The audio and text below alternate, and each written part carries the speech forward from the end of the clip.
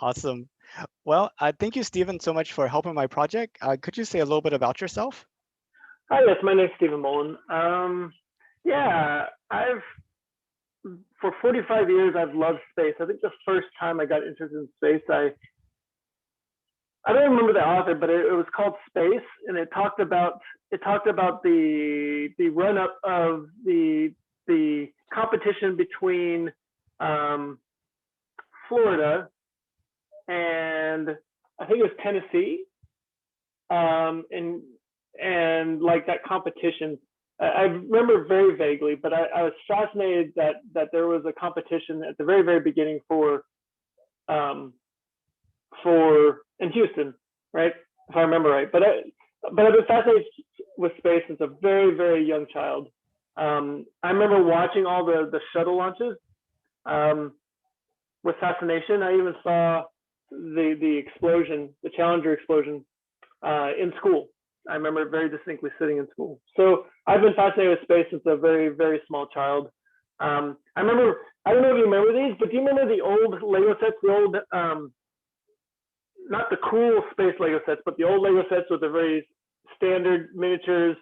Um, just the Spaceman Spiff character. You know, they had red, blue, white characters. Very simple spaceships that they would send. Well, my friend had all those, and we would build these ginormous space stations in his room overnight. So yeah, I've been fascinated with space since a very small child. Uh, and I've talked to a lot of people of our generation, and that Challenger incident really made an impact on them. Do you remember kind of like the reaction of the people in the room and what people Well, were I was probably 8 or 9 years old, and since McAuliffe was going up, the teacher, everybody was so excited. Like we're like the first teacher in space, right? So they gathered us all up into the hallways. I don't know if you remember the rolling TVs. Those are like the ginormous blocks Yeah, of TVs that exactly. nobody remembers. Yeah, I And do they remember would those. haul them in, right? They had to strap them on the carts, right? So they wouldn't kill any kids as they fell off. Anyways, we rolled them into the main hallway between all the classes, and so everybody piled out, Indian style, in front of this tiny TV by comparison nowadays to watch the Challenger incident. We had this whole week run up of I think it happened on a Tuesday or something like I can't remember what day, but we had this week run up of drawing the shuttle and what the shuttle did and had pictures plastered across our room and so we were really excited. So they brought us out into the hallway for the morning. Um, and everybody's kind of festive and sitting around fidgeting, waiting for the shuttle launch, right?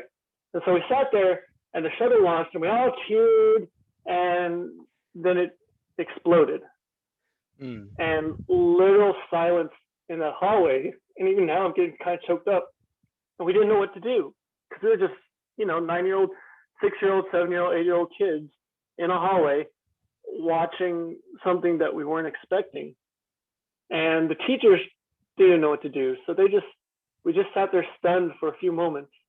And I think I remember the teachers bringing us back into all our own rooms, and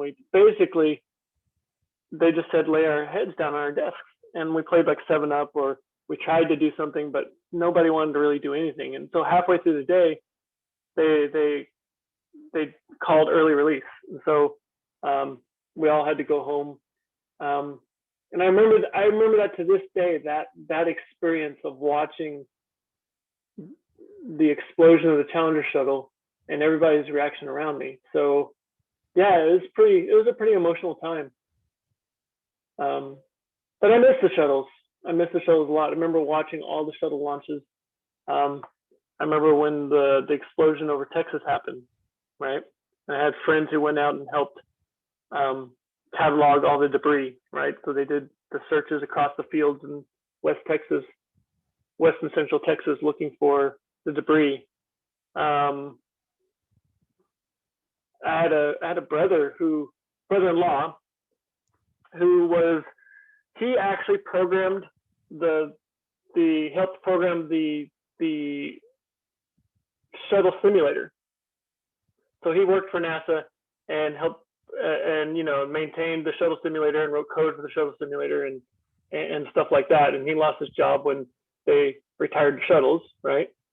So yeah, I have a very fond. In fact, I'm looking at all these pictures over here because before I got on, I put the picture of the Challenger behind me, and just invoking so much strong memories of all the shuttle launches. I think for a lot of people, it turned them off of the space program. They were like, it's too dangerous. Why are we doing this? Is it really worth human lives and things like that? But I mean, do you know anybody that had that sort of reaction? I have a very negative reaction to that. Honestly, those kind of people, I feel like, have rose-colored glasses on. I do know some people like that, but space is dangerous. I mean, God damn it, we're strapping people onto these ginormous dynamite sticks, right, and launching them into space with so many forces of gravity that it's insane, right? And that we went that long on such an aged system and we didn't have a catastrophic failure was a tribute to the people who built the system in the first place, right?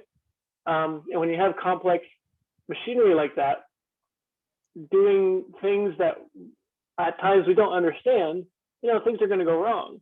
And you can't plan. You can plan for not failure, but you can't always succeed at that, right? So people who were turned off by this, I don't ever think they understood what was actually happening and how real systems work. And those kind of people kind of baffle my mind. I try to be understanding, but I can't, right? Because that's how much space means to me. And I know that it's like, it's something intrinsic in me. Like, my son has talked about in the past, he wants to go and help colonize Mars. That's what his goal is, and to be a astrobiologist, right? And we tell him how dangerous it is, because that is going to be colonizing Mars for the first 2 generations, if we do get there, and we don't implode beforehand. It's going to be suicide missions, right? You're going to send people up to live there, and they're going to die. And I don't know if people have the heart for that anymore. I really don't. It's always fascinated me to I mean, look back at our colonization of the US, right? People shoved off from England. They had no clue, right? All they know is they needed to flee. They had to run.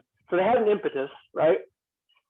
And then they shoved off, and they knew ephemerally that there was some place over there they were going to arrive, and that somehow they were going to make it, right? But the impetus was that they had to leave. They didn't have much of an option, right? 90% of the people came over didn't have an option, and so they came over, and a lot of them died. It was a suicide mission for the first 2 generations. It really was. We lost Roanoke. We lost a lot of colonies over here. Lost a lot of people, but eventually, hardscrabble, they made it. But they had to have an impetus to do it. What's our impetus today? What's our impetus to go to Mars and on suicide missions to actually make it work, right? When the going gets tough, are people going to make it work? And I just don't know. Usually impetuses requires technology to get there, right? And technology is high technology to get there, but high technology requires high function. But with the impetuses that people of desperation that need to go somewhere and do something, typically high technology and high desperation don't kind of go together, right? They're like anathema, right? So how are we going to bridge that gap of that necessity to stick it out, right, in colonization, and the necessity to maintain high technology to make sure that we can stick it out, right? That we continue to supply and stuff like that. Because it's not like coming to America where they could kind of forage for themselves, right? We don't have that capability yet, right? Or haven't found the capability to be able to do that. It's I don't know. It's fascinating to me, though. I feel like as humanity, we've learned so much from space, and we've gotten so much technology from space. You know, everybody always says we're spending billions and trillions of dollars of on these space programs, but how much has it given back to us? How much technology have we learned? You know, I mean, just some of the basic standard stuff like microwaves and Velcro, right? Well, that came from the space race, folks. You know, miniaturization, right? That miniaturization race um, came from the space race, right? The very start of it um, was the space race. I mean, there was some with the battleships, but battleships by the time miniaturization really came about were dead, right? And really it came about because we needed to push the space, right? And how do we make it smaller and lighter and get it, shove it into these tiny little fragile eggshells and blast people off on their dynamite sticks into space. And I don't know. Space, like I said, space has always been fascinating to me. It feels like we got a lot more return on our investment in the 60s than we have since then. Because in the 60s, we really didn't know how to do anything, and it was really leading edge and cutting edge. But then after that, it's all been about reducing risk and dependability and the very things that are just the opposite of pushing the envelope. Yes. But the complexity has also gone up lately. And so with complexity in systems goes cost, right? So yes, I think that our adversity of risk has prohibited us from doing the leaps and bounds we had in the 60s. But the 60s didn't necessarily have some of the complexities that we need nowadays. Like, for example, the shuttle was really built so that we could service satellites at the end of the day, so that we can get up there and that we can service satellites and we can shove large systems up into orbit, low orbit, right? Well, higher orbit than what we could before, and then get back up there and service them. Now, it was an incredibly inefficient system for the people thought for the money that we're paying into it, but it served its purpose. It launched the space station. It put a Hubble telescope up. I mean, how many astrophysics miracles have we discovered using things like Hubble, right? So there are soft tangential benefits that I don't think we're seeing. I think it was so leaps and bounds in the 60s. It's because it was so miraculous, right? Like, we'd never been to space before. We had never done this thing before, and that we shoved off into this unknown frontier. It was like leaps and bounds. You're right, and but this technology was simpler, right? And the needs once we got into space were simpler. But nowadays our needs are much more complex, and so because of that, the systems to service that complexity have gone up. Therefore, the cost has gone up. Have we gotten more adverse with our? Now, you bring that up, and I find it interesting. I was against the downscaling of NASA. I felt like we should have kept NASA at the same rate, but we should have also introduced more funds for privatization, right? For not we're going to privatization NASA, but that we were going to partner with private industry, because I like the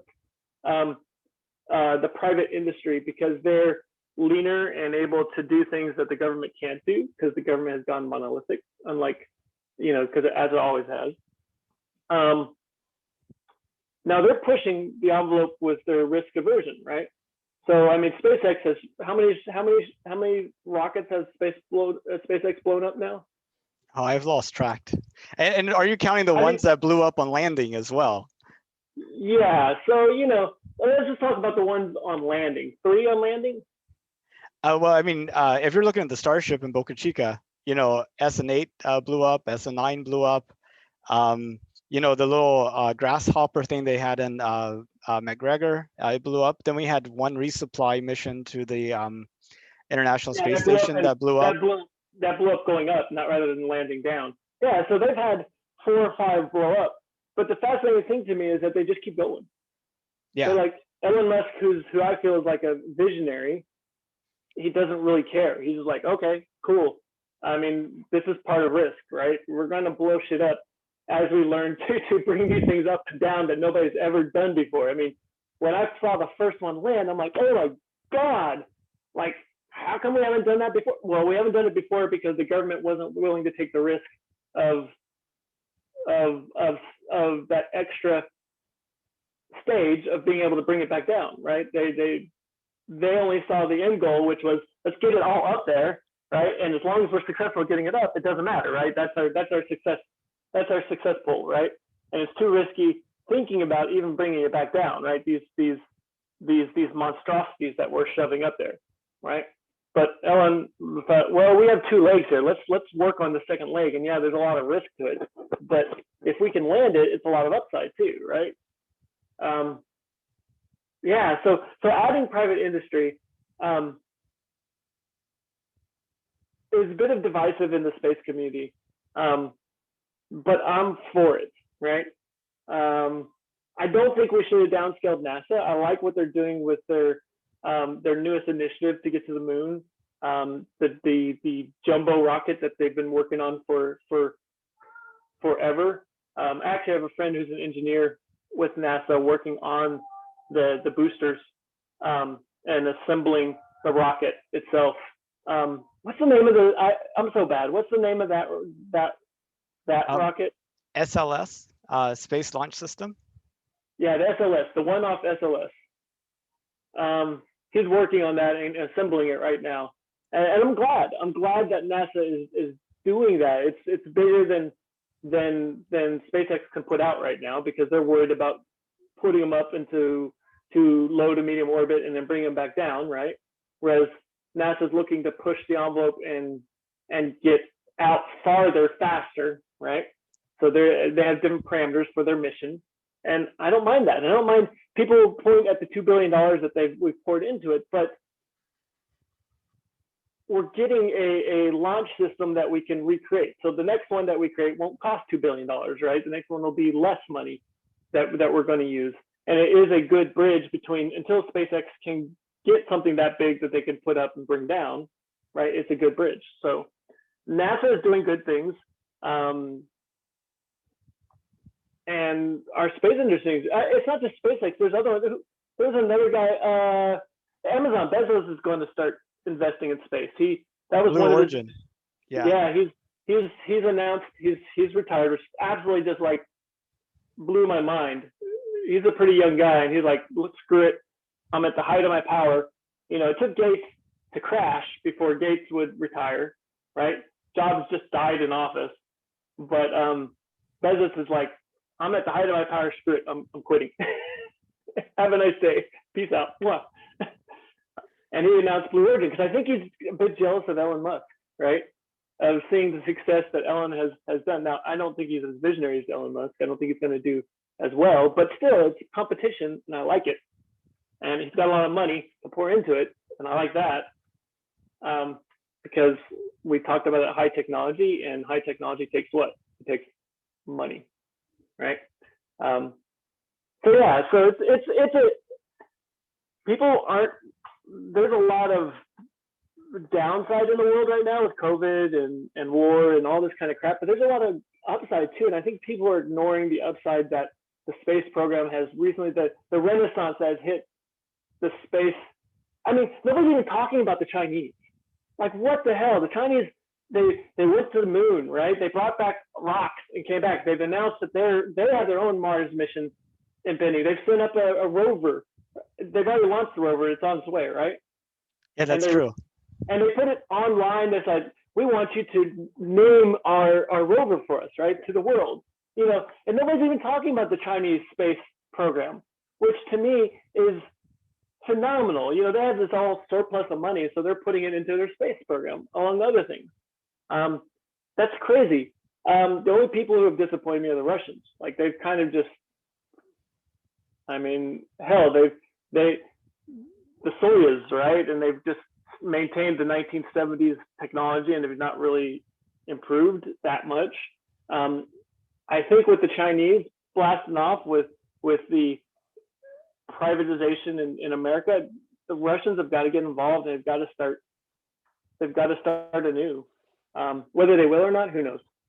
But yeah, I think people are ignoring the plus sides of the world right now, and one of them is the renaissance of this space exploration that's going on. Now, one of the views I have, and I'd like to get your feedback from it, is I feel like the 2020s are going to be to space exploration development what the 1990s were to the internet. And I was wondering if you felt like that's a fair comparison. Before Bezos really announced his Blue Origin initiative, and until the Chinese started getting serious, I didn't know. I thought maybe it would have been a flash in the pan. It was just Elon really making the waves. It's a one-man band. As much as I love Elon Musk, one-man bands tend to fizzle out, right? They hit a certain apex, and they kind of do this, right? And they kind of just, fizzle out. But with everybody's announcements of what's going on, I have to agree with you. I think that we're going to see in the next 5 years. I think it's going to take 3 years, another 3 to 5 years. But in the next 3 to 5 years, we're going to see it. They tried to hype it up in 2010 when did they announce the privatization? Well, I mean, the first privatization that I know about was with the commercial resupply missions. Getting supplies to the International Space Station and back, and we had Orbital ATK and SpaceX win that contract, and then now you have the commercial crew where Boeing and SpaceX. When was that back then? I think that was as early as like the 2010, I want to say, around that time frame. I was about to say 2010, right? So they tried to hype up 2010 was going to be this next decade was going to be the lifting off point, like the giant push, right? It was going to like go from like flat lines to like and I think they had to do that because they had to get people interested in actually the investment, right? But knowing high technology and knowing how high technology works, and knowing how much the U.S. government had coasted for so long and really hadn't pushed the frontier, I knew that it was going to take there was going to be a learning curve, right? It's going to take a while. So when they announced that in 2010, I was like, we'll have to see. And I think you're right. I think the last 10 years they've kind of like been building, and getting that backing necessary, and getting the not just the resources but the people behind it. It's because it's really it's the thing that limits. There's two things that limits high technology in space. There's money, but that drives everything. But then there's the talent, right? The talent necessary to make the leaps and bounds jumps, right? It's the creativity that comes with making the next jump, right? And because we have been ramping down investment, U.S. government has been ramping down their investment too, and kind of just been coasting, the talent had fallen off. And we have a unique position in Houston to really feel that ebb and flow, right? A lot of the talent curve, you can kind of predict it by what's happening via the Houston NASA job market, right? If the Houston NASA job market is really picking up and they're really looking to cherry pick talented people, and then that the talent pipeline is there, right? If they're not and they're laying off a bunch of people, that the talent pipeline is depressed and you're really not going anywhere with that, right? So I find it's a good meter for like determining where the talent pipeline is. It's not that Houston is the only place, but it is like one of the places that has like the funnel, right? So you can kind of take that and use statistics to determine like, okay, where are we at with our talent pipeline? So in 2010, our talent pipeline was incredibly depressed. People were getting laid off left and right in NASA.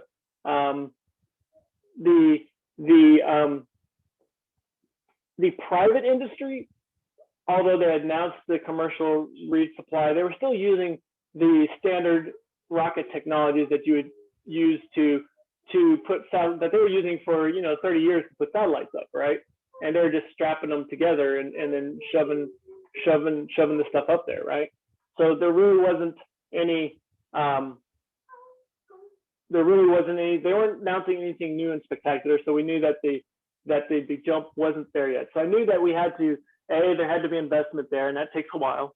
And then B, that the talent pipeline had to re-ramp back up, right, based upon the investment, right, to get those leaps and bounds that we need from a creativity standpoint. So I knew in 2010, I intuitively knew that this probably wasn't going to happen, right? But I have to agree with you. I mean, this is a long-winded answer. I think now that we have the investment, the long-term investment interest, now that multiple companies, multiple countries have jumped on the bandwagon and have been ramping up the pipe for 10 years, I think 2020 to 2030 is going to be pretty crazy. I think we're still another couple years out, but I think we're getting there. I think it's going to be a fun time to really watch that industry if that's your interest. And if it's not, I think it's going to affect your life 15 years down the road. You're going to see some crazy things come in your life. You're like, where did this come from? Well, if you had paid attention 15 years ago, you would have seen the thing that caused that thing that you're so interested in now, right? So there you go. That's my answer to that. It's pretty awesome. Yeah, it's going to be an exciting few years and decades. So do you have any interest in traveling to space yourself? I mean, who doesn't, right? First of all, I have to say, what space fanatic doesn't have an interest in traveling to space?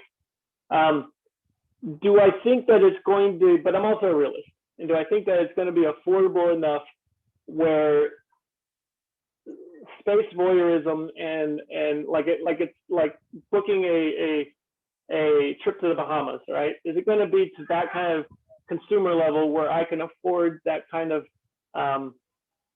luxury? And I would say I am interested. I would love to visit space. Don't get me wrong. But from my realistic point of view, do I think in my lifetime that it will happen? I don't know. I don't think so. I don't think we're quite there yet. The technology, they've not really been pursuing. You know, they've had some dribs and drabs of people starting companies that for space vacations, but nothing. The technology is not there yet, and the things I know are going to be to fuel the economy of scale so they can get it to a point where it would be affordable are not there yet. And I know that those kind of technologies could take like up to 20 years, another 20 years to germinate. And right now, the impetus in the talent pipeline, I don't see it there yet. So would I love to go? Sure. Do I think that it's going to be economical in my lifetime? Probably, where it's realistically I could survive. you know, maybe when I hit 60, they'll have something, but then can I realistically survive those kind of forces on my body with my bones the way that they are to get out into space? Yeah, maybe not. So another long-winded answer, yes, I'd love to go to space. Do I think it's going to be economical by when it'd be feasible for me to go? I don't think so. So just putting the economics aside, would you consider a ride on a SpaceX Dragon? Hell yeah, in a heartbeat. Somebody walked up to me and says, dude, we need an architect, a computer architect up in space. You're my man. I'd be like, dude, I am there. Let's go tomorrow. What do you need me to do? I'll quit my job. Let's go. So yes, the answer is yes. Would my wife kill me because I'm quitting my job and I don't have any savings? Probably. Have you heard of Inspiration 4? Mm-hmm. No, I'm not. Basically, it's if you give some money to St. Jude's, you'll be put in a drawing for a seat on a SpaceX Dragon that will take off later this year at the earliest. But I try not to. I mean, it is for charity, and I like that, but I try not to play chance games like that. It breaks my heart, right? Like I put in, I get hopeful for it. You know, even if I try to forget it, I get, you get the hope in there, the germ of hope. So, that next person who goes up, more power to them, right? That's interesting. I would have thought you would have been all over that, considering your previous answers. Yeah, like I said, but I'm also a realist, right? In the sense that it's kind of weird. I don't like chance games, so I don't play the chance games like that. I don't do lotteries. I don't do drawings. Maybe if I walk into a meeting and they hand me a ticket and says, "Here's your drawing," uh, sure, great, perfect, thank you. And then I immediately forgot about it. Um, That, so yeah, I tend to not play those kinds of things. that's interesting. So what you're telling me is that you would prefer to earn $55 million to buy a seat on a Dragon capsule, yeah, Dragon flight, rather Yes, than yes. maybe donate $5 for the chance of doing it. It's kind of weird though, but yeah, I actually would like to earn $55 million so that I could buy my way onto a capsule and then to pay the $5 for a chance. So like you rather have like the inevitability. You're like, I'm this far away from it. I know how much more I have to do. I can make it I, happen. I want to feel like I've earned it, right? Or if not earned it, I just don't like chance games. Let's just put it that way. I just don't like chance games. Even you know, um, yeah, I just don't like chance games. I'm kind of weird that way. I've never liked chance games. Um, yeah, it's kind of weird. But looking at that, um, I don't like gambling. I'm not a gambling man. Um, I don't, play the lottery. I don't, enter. I don't enter. I don't enter like games of chance in that way. But it's kind of weird. So when it's tied with money, I don't do chance games. But when it comes to like playing chance games, like when there's no money involved, I love it. Like I have 100 board games and nobody plays with me, and they're all based upon chance and some varying degrees of percentages, right? Um, I do tend towards the ones that are less chance oriented and more decision guided, right? So even there, and then my percentages are more towards, I like that I can earn it versus, you know, win it by chance, right? So even then, I guess I kind of err towards the earn versus the chance. So yeah, I'd rather pay $55 million and earn it than pay $5 and get on. So okay, another thing. Have you ever heard of Space Hero? Mm-mm. So Space Hero is going to be a worldwide competition in Mm-hmm. order to. It's going to be like a reality TV show type of thing, in order to earn a 10-day trip to the International Space Station. If they came to me and said we want you to be a contestant on this show, I'd say yes. I'd take my vacation and I would go do that. Do I want to go out of my way to apply and wait? Probably not. Again, priorities in my life are, I've got certain things I've got to just stay focused on. So, taking a percentage of my time to fill out a form and again, that chance thing, I really don't care, right? Um, I probably wouldn't go and just fill out a form to get on there. But if they came to me and said, "Sure, be on the show," I'd be like, "Yeah, I'd try." But you would definitely be more willing to do something like that where it was an Yeah, actual skills-based thing as yeah, opposed to. yeah, exactly. And if I don't make it, then I'd say, "Yeah, I didn't make it," because somebody else has had better skills than me, right? But it's more skills oriented. Sure, I'd be willing to. If there were like, if there was now, if Hunger Games, if it was like Hunger Games, like hell no. But I know. I think one key thing is everybody should be better for competing. Like even the yeah, loser should be happy. exactly, Yeah. exactly. Well, Stephen, I really appreciate your time. Is there anything you wanted to talk about that we didn't get to? No, no, I think I'm good. Thank you so much for ringing me up and giving me a little bit of time to talk about my zest for space since I was a kid, and I appreciate that you're going to put this out there. Yeah, I definitely. It was a lot of fun reconnecting, and I learned a lot from your views. I mean, I don't really like chance games either, but I I maybe didn't know how to articulate it as well.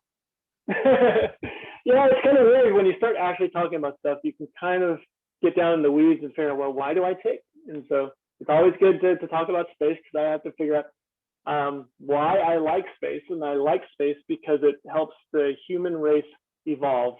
And it's something other than killing each other that can push the technology envelope, right? So yeah.